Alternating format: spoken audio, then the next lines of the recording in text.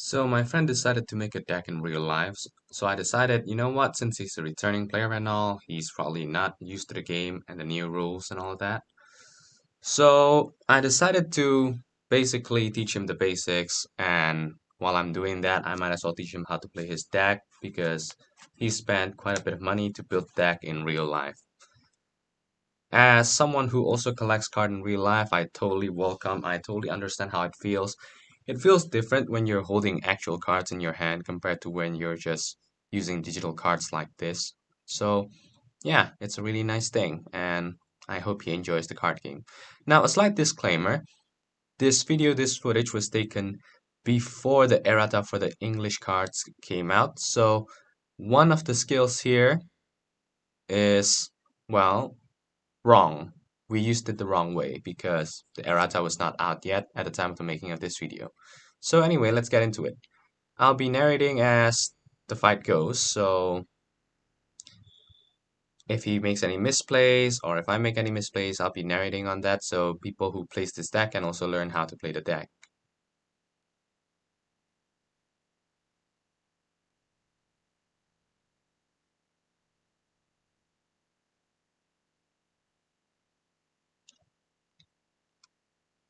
So for me personally, I wouldn't make that move because you might want to keep that one copy of the grade 3 in your hand just so you can have a personal ride guaranteed. Now, the art I spoke of earlier is about the card I discarded for my persona, right?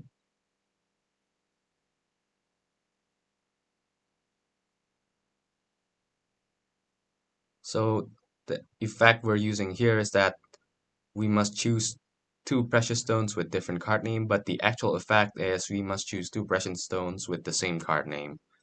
Otherwise, it's the same skill.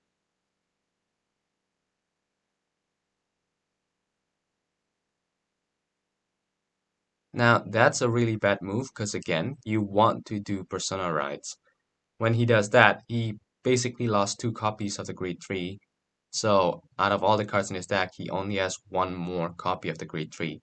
That's almost never a good position to be in, but if you really have to do it, then there's no real problem because this deck has the side benefit of being really consistent.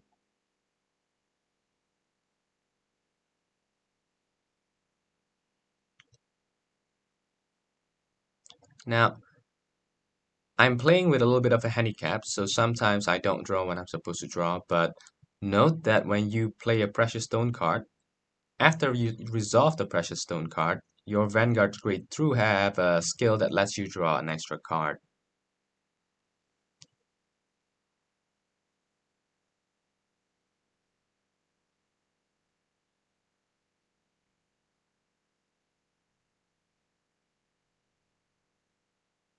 Now, the grade 1 he sent to the drop zone just now, and the grade 2 he called to the field. Those two are really important units in this deck, so keep that in mind. You might want to pay attention to when you play them, the field when you play them, and all of that, because you really don't want to waste those cards. And a really important part about how to play this deck is you have to pay attention to the pace of the game. You have to pay attention to the tempo at which you're using your skills. Otherwise, you deck out.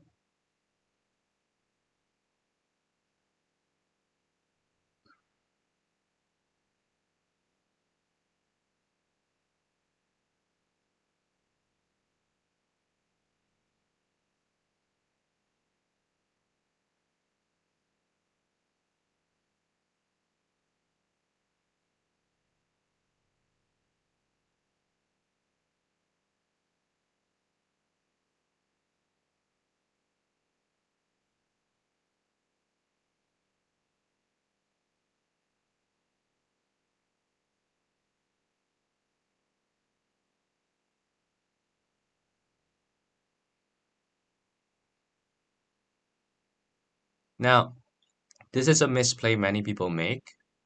So the thing about it is, sometimes people don't read the card too much. So this grade 2 only lets you draw if your Vanguard is the grade 3 Wilista, not the grade 1 Wilista. and not the grade 2 Wilista. It has to be the grade 3 Wilista. Now, if you do this in a tournament, you'd lose. I'm just doing this to make a demonstration of how it usually happens.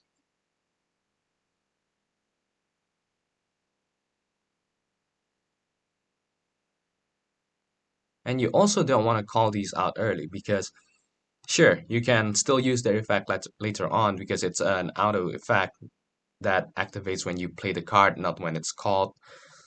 But against control decks, they might get retired, they might get bound, or they might get sent to prison. So if you don't have to, just don't call them.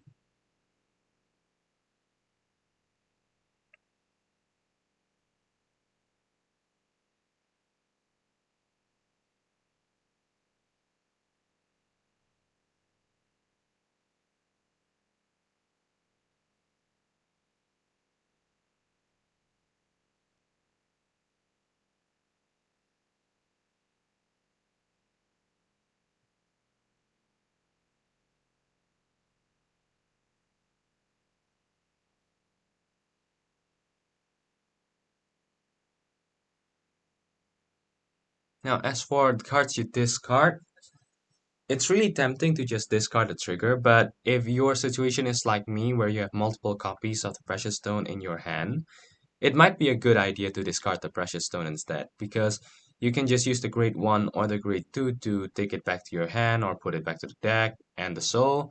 So, yeah, that's another option. That way you can use your triggers as shields instead, which is basically what they're used for.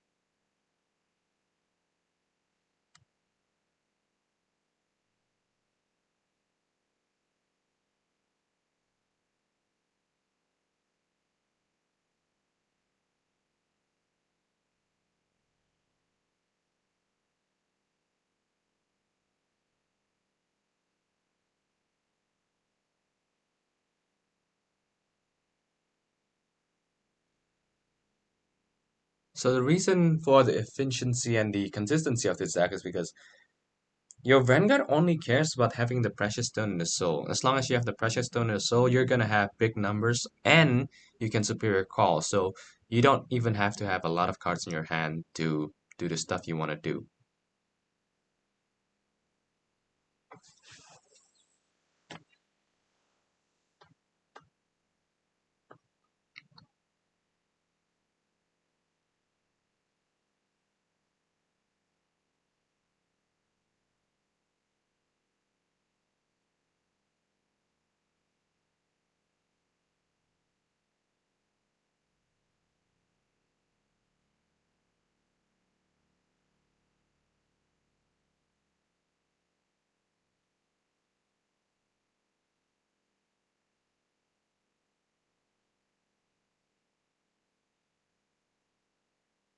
Now, yes, the most important part of the play is you want to have that grade 3 rear guard up on the field before you use your True Heart Ruby.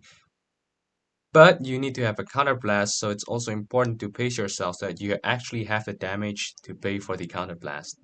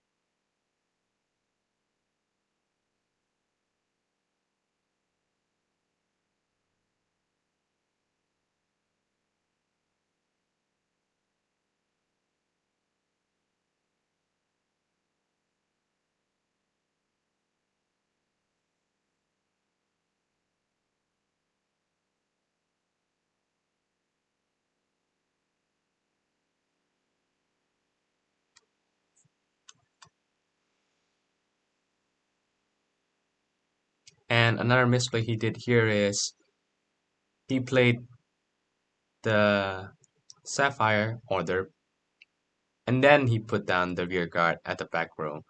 What you want to do is have that rear guard before you put down the Sapphire, because that way you get an extra door. Because if you put it after, the skill wouldn't proc. He retracted the move after I told him about it, but that's fine. This is just a training match. It's not a serious match.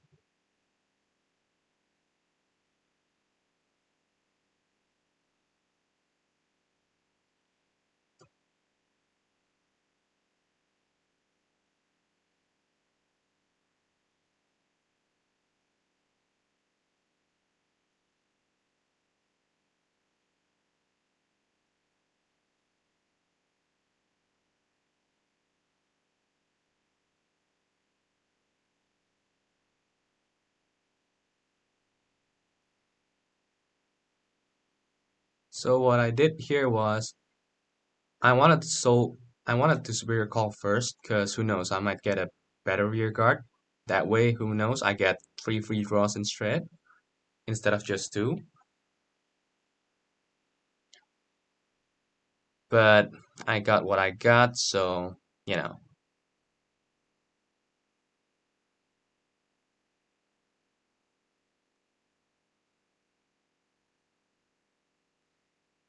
So when you superior call using the Vanguard skill, you actually have to discard the rest of the top five. So you call two, you discard three. You call one, you discard four.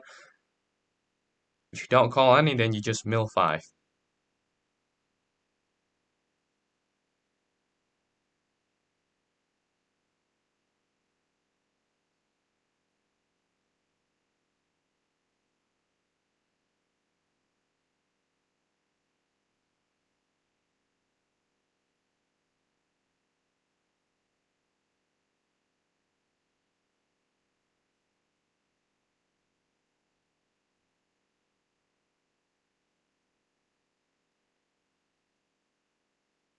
Now, the thing about the Sapphire card is you don't have to give the 5k to the Vanguard, so you can actually distribute it to the rear guard so that you'll have bigger rows in general.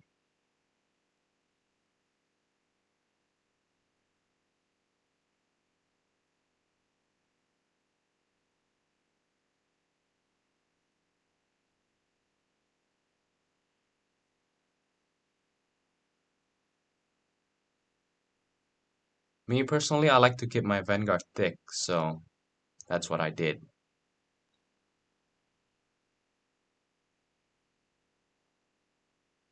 But if you make your Vanguard too thick, they can just perfect guard it, so there's always that.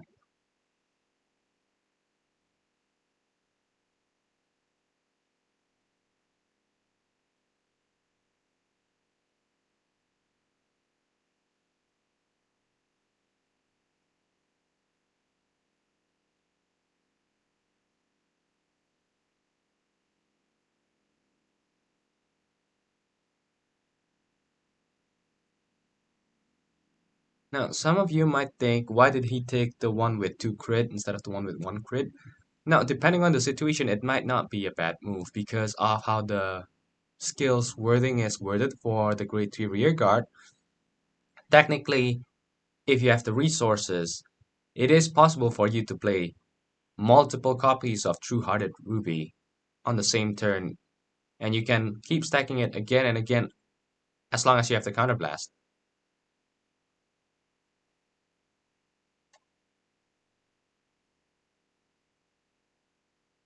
But what he's not paying attention to here is his pacing, his tempo. So he currently has 17 cards in his deck left, same as I.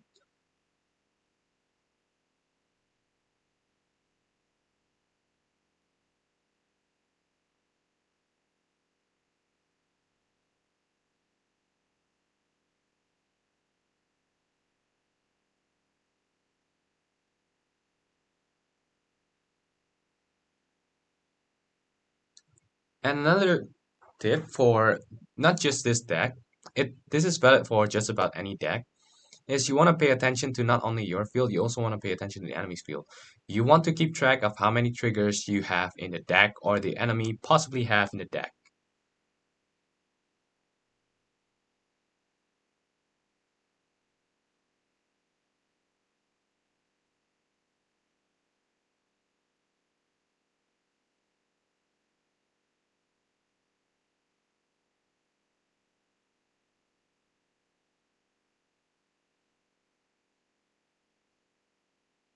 And if you're a competitive player, another thing that you should do is you should do hand shuffling, but if it's just a casual game, too much effort, not worth it.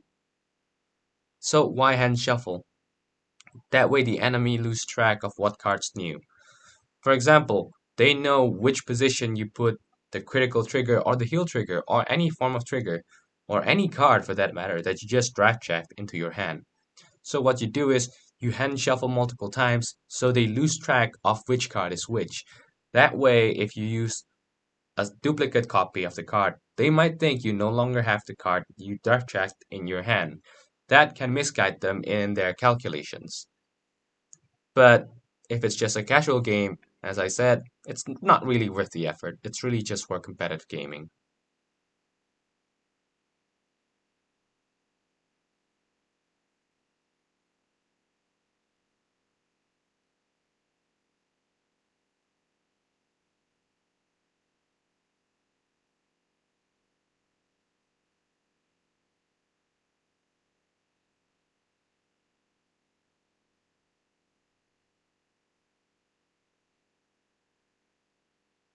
Now, the reason I did not guard that, despite my being able to guard it, is because when I did the card counting, I like the numbers. Now, you might think the number's not actually that high. I mean, it's one out of how many, right? Or three out of how many. The thing is, that's only pure statistics. But because of the way we shuffle decks and the program shuffle decks, we don't really stack the cards. We never start off with a new deck. We always start with a randomized deck. So those heal triggers, there's this slight distinction. It's not really, for example, if there's one heal trigger and there's only, okay, never mind. Let's say there's four heal triggers in 16 cards, right? It's not really a one out of four. It might actually be closer to two out of four. Why? Because those heal triggers, those other cards, they're stacked. They're not evenly distributed. So sometimes when you like the numbers, chances are the top of your deck are heal triggers. Don't trust me? Try it out yourself. In the middle of the game, start counting the card in your deck. If you feel like it's a good number that you're comfortable with, just no guard it. High chances are you're gonna get the trigger you want.